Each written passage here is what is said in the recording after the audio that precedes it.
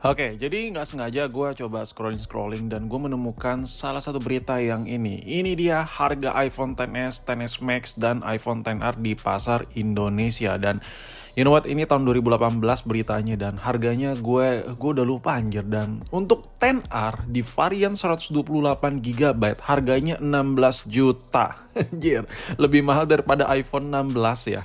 Gila ya kan. Coba bantu ralat gue di kolom komen apakah harganya memang segini, karena pada saat itu gue beli iPhone XR itu yang second-secondan dan gue udah lupa harga update-nya. Dan sekarang gue bakal bahas sebuah iPhone XR yang 128 GB juga, yang dulu handphone ini, si Puki ini harganya 16 juta men. Sekarang harganya berapa? Udah murah banget. Udah cuman ya bukan sejuta boy, berjuta-juta lah, murah lah. Ini udah murah banget boy. Ini XR ini udah murah. Ini adalah salah satu barang murah iPhone kasta yang udah pertengahan, bahkan kasta-kasta orang yang tadinya beli iPhone 7, iPhone 8 udah pada easy lah buat upgrade ke sini, karena tuker tambahnya kalau lu lagi pegang iPhone 8 Plus misalnya itu dikit banget ya buat untuk sebuah iPhone XR. So apakah handphone ini masih worth it atau tidak dipakai di tahun 2025? Gue udah pernah bahas ya, cuman video ini gue nggak ngebahas secara worth it-an, bosen ya. Tapi gue pengen ngasih gambaran aja, kira-kira lu pantas nggak upgrade ke sebuah iPhone XR ya, dari yang misalnya lu lagi pakai iPhone 6s, iPhone 7 atau iPhone apa. Nah ini videonya kriterianya lebih cocok buat orang yang pengen upgrade dari iPhone jadul ke sebuah iPhone XR, yang which is ini jadul juga sih. Tapi maklum lah, rezeki orang di luar sana nggak semuanya tuh punya berjuta-juta untuk spending buat beli sebuah handphone. Yang pertama kita bahas dari sisi desainnya dulu.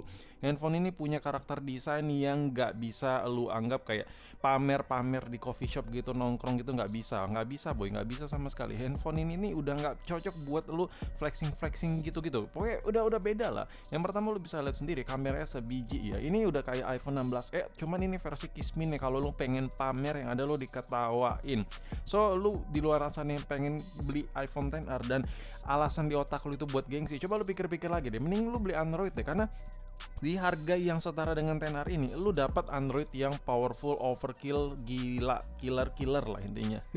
Tapi dengan sebuah XR lu lihat lagi speknya apakah lu butuh atau tidak ya. Yang pertama gengsi udah tak dapat, yang kedua orang yang beli XR ini orang yang benar-benar cocok sama speknya saat ini. Oke, kita bakal bahas untuk sebuah apa ya yang gua rasakan sebuah XR di tahun 2025. Yang pertama kita bahas dari displaynya dulu. Di video kemarin gue udah bahas ya, display dari XR ini gue comparing dengan Android AMOLED ya, si Samsung punya dari mantan flagship ini bisa diadu.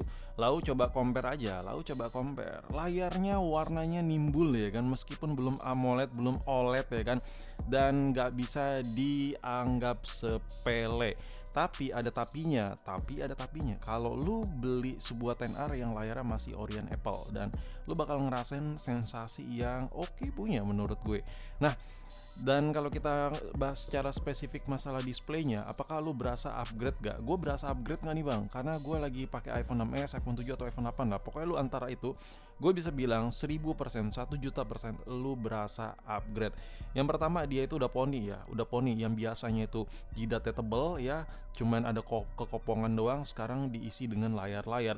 I know ini listnya masih tebal, cuman ini lebih oke. Screen to body ratio-nya lebih nikmat lah dipakai dibandingkan iPhone yang ada home button ya. Tapi kalau lu lagi pakai iPhone 6s Plus, iPhone 7 Plus, iPhone 8 Plus, lu upgrade ke sini kurang berasa. Kenapa? Bukan karena layarnya gimana-gimana, cuman gini loh, karena ukuran plus itu besar, ketika lu pegang XR juga besar, jadi kayak sama aja gitu, apalagi cembung-cembung bagian bezelnya. Jadi gue lebih ngerekomendasiin lu beli XR ini buat kalian yang handphonenya iPhone 6s biasa, 7 biasa atau 8 biasa yang kecil-kecil, yang ukuran layar 4,7. Ketika lu megang XR ini, gue yakin 1 juta%, 1 miliar%, 1 triliun%, lu bakal happy sama sebuah HP ini. Bang, kenapa XR bang? Kenapa nggak iPhone 13, 14? Kuno kali XR pula lu rekomendasi. Gini boy, nggak semua orang duitnya itu ada. Nggak semua orang tuh gua rekomendasiin handphone di atas 5-10 juta, hampir 20 juta itu sikat langsung beli, enggak. Jadi kadang tuh konten-konten versi cheaper gini, versi murah-murah gini tuh enak gitu dibikin ya kan. Nah kalau ngomongin soal display intinya gitulah. Meskipun ini layarnya belum OLED punya kayak Apple kekinian, tapi percayalah apa kata gue, anjay, ini sudut sudut pandangnya luas ya. Karena apa? Karena apa teman-teman? Yang penting layarnya ori bawaan Apple bos, ya kan? Itu yang paling penting ya. Dan kalau lu ngomongin ketajaman layar dan lain-lain, memang Apple ngeciptain si XR ini bukan yang mereka mikirin, wow, kasta flagship terflagship, enggak. Apple ngebuat XR ini biasa aja speknya, cuman mereka tuh punya standar ya. Minimum standar itu seperti apa karakternya, dan memang ya terbukti, lu pakai handphone ini masih enak. Dan kalau diadu sama Android yang spek layarnya gila-gilaan, memang di atas kertas XR ini kalah. Cuman bisa diadu kenyamanan, ini handphone nyaman banget. Ya IPS-nya biasa-biasa saja memang, cuman handphone ini nyaman sekali, ya kan? Ini adalah salah satu yang menurut gue ya HP paling affordable, dan kalau rusak spare partnya murah, dan pokoknya ini cocok lah buat lu yang nggak effort masalah duit-duitan. Kalau HP kenapa-napa benerinnya gampang, tukang servis banyak yang mau bongkar, ya gitulah. Sekarang kita fokus ke kamera, intinya bacotan display gue itu aja, karena gue udah sering bahas XR boy, ya kan. Sekarang kita fokus ke kameranya. Untuk kameranya sendiri dia cuman sebiji ya kan, jadi gue nggak bisa bicara banyak, cuman ada bacotan yang sering-sering banget gue repeat ya kalau gue bahas XR dan XR. Handphone ini kameranya kalau kita lihat desainnya mirip sama iPhone 16e yang cuman sebiji, cuman dia punya karakter yang berbeda. 16e itu dia another level lah lensanya ya.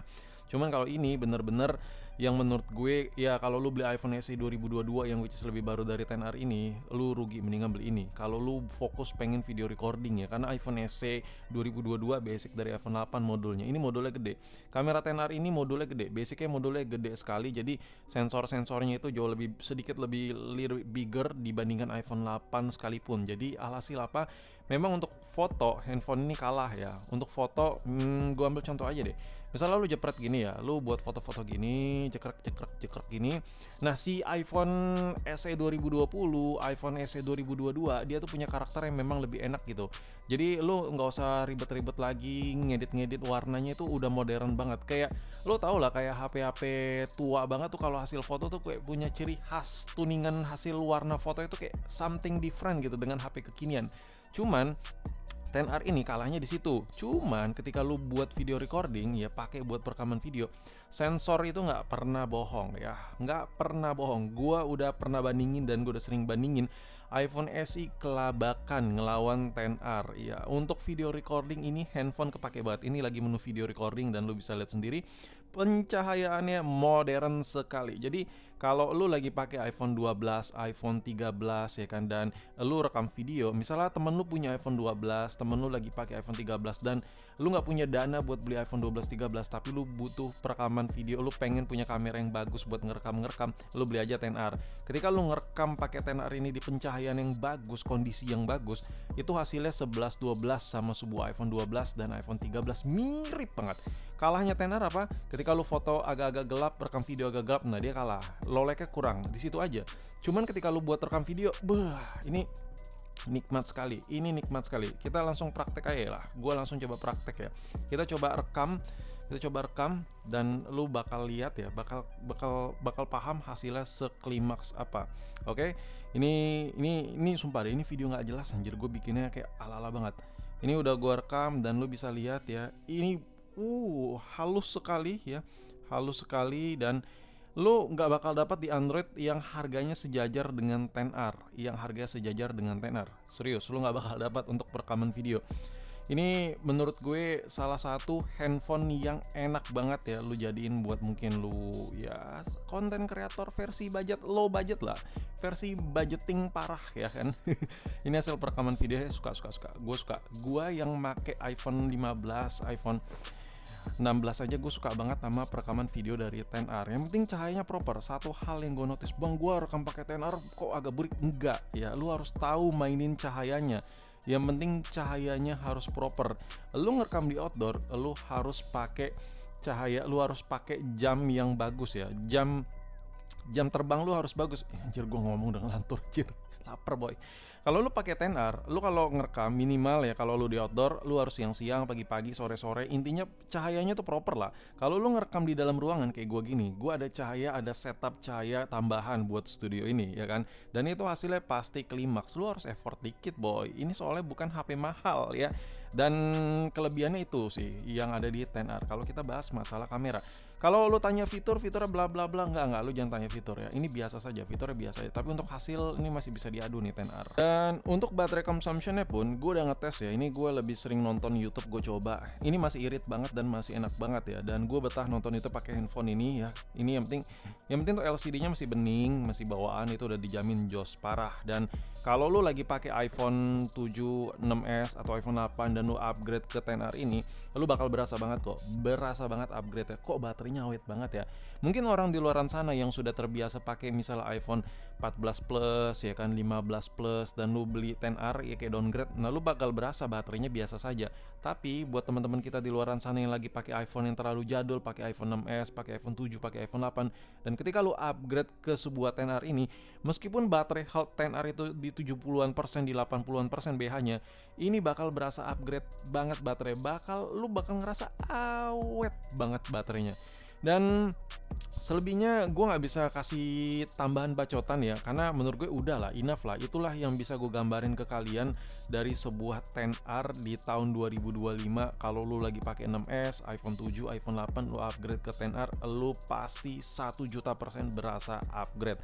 Dan buat kalian di luaran sana yang lagi pakai iPhone 15, 16 atau iPhone 14 dan karena ada kebutuhan sesuatu dan pengen downgrade ke XR, apakah worth it? Nanti gue bakal buat video terpisah. Intinya untuk lu lagi pakai user iPhone jadul, menurut gue XR ini masih worth it. Oh ya, spek detail XR ini yang gue rasain di tahun 2025, gue tulis bacotan lebih detailnya ada di deskripsi ya. Jadi lu cek deskripsi untuk info lebih detail si XR ini, karena itu gue kasih ungkapan lebih detail lah terhadap experience gue sebuah XR di tahun 2025. Dan ya udah, sampai sini video gue, sampai jumpa di video berikutnya, peace.